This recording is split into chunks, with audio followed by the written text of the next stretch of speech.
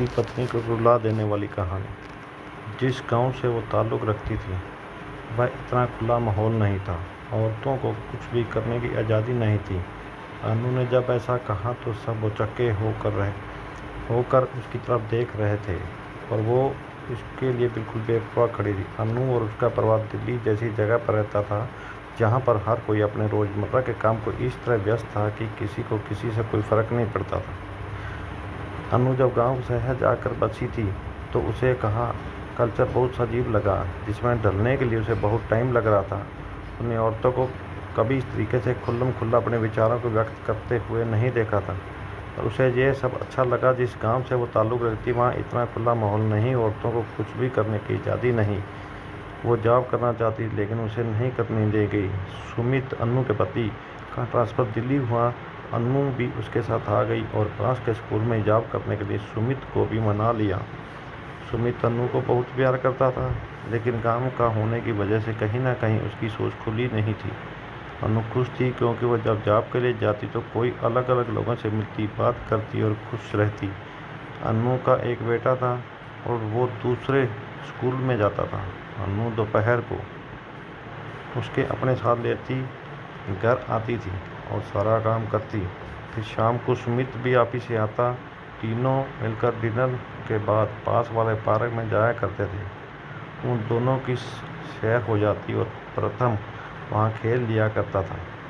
अनु सुमित को सारी बात बताया करती और सुमित उसे अपने ऑफिस के बारे में सारी बातें शेयर करती थी। दोनों पति पत्नी कम और दोस्त ज़्यादा हो गए। एक दिन गांव से अनु की सास आई जो उसके पास कुछ टाइम रहने के लिए आई थी। जब उन्होंने वहाँ कल्चर देखा तो चीज़ें उसे सहम के बाहर हो गई। 2-3 दिन तो उन्होंने खुद पर बहुत नियंत्रण रखा लेकिन तीसरे दिन ही उसने खुद पर काबू ना रखा गया और उससे बात करने की सोची। उन्होंने सुमित से कहा कि तुम अच्छी खासी नौकरी कर रहा है, तुझे क्या ज़रूरत है अपनी पत्नी से काम करवाने की, और वैसे भी घर पर बड़ी बोर हो जाती हूँ तो उसकी नौकरी छुड़वा दे। सुमित को कुछ समझ नहीं आया तो वो सोचते बोला आप ही चला गया। अनु ने ये सारी बातें सुन ली थी। उस दिन से उसे माजी की हरकतों पर नज़र रखनी शुरू कर दी। एक दिन उसको स्कूल में देर हो रही थी तो उसने सुनीता को बोला कि प्रथम को स्कूल से लेकर घर छोड़ देना, वहाँ माजी होंगी। सुनीता ने जब प्रथम को घर छोड़ा तो उसे घंटे के बाद जब अनु वापस आई तो सुना माजी प्रथम को कह रही थी तो अपनी मम्मी को बोल वो अपना जॉब छोड़ दे, वो जब आया करेगा तो तुझे मम्मी घर पर ही मिलेगी और खाना भी एकदम गर्म मिलेगा। माजी की बात सुनकर अनु को बहुत गुस्सा आया लेकिन उसने बच्चे के सामने बोलना ठीक नहीं समझा। अगले दिन रात को जब खाना खाकर सुमित और अनु शहर के लिए जाने लगे तो माजी ने पेट में दर्द को लेकर सारा घर सर पर उठा लिया और उनका जाना कैंसिल हो गया। 2-3 दिन तक रोज़ ऐसा ही होता रहा और उसकी शहर पर जाने की आदत छूट गई। अब सुमित भी अनु से कटा रहने लगा क्योंकि माजी की सेवा करके जब वो कमरे में आती तो सुमित सो चुका होता और उसकी आपस में कोई बात नहीं हो पाती थी। नए की आपस में समय बिता पा रहे थे। प्रथम के बर्थडे वाले दिन केक काटने के बाद भी सुमित ने कहा कि चलो आज बाहर खाने चलते हैं।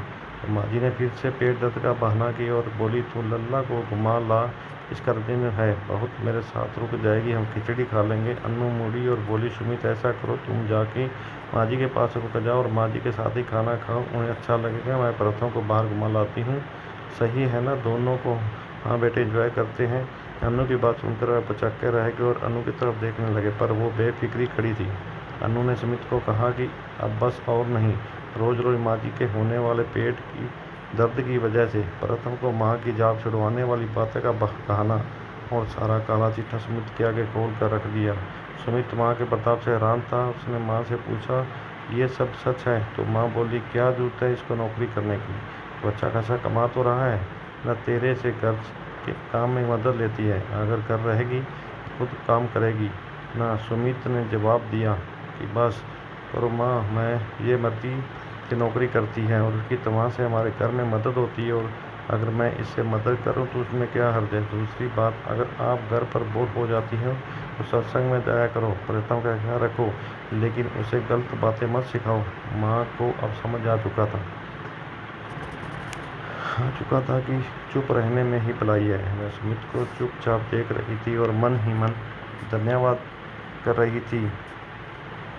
दोस्तों, आपको कहानी कैसी लगी हमें कमेंट करके ज़रूर बताएं।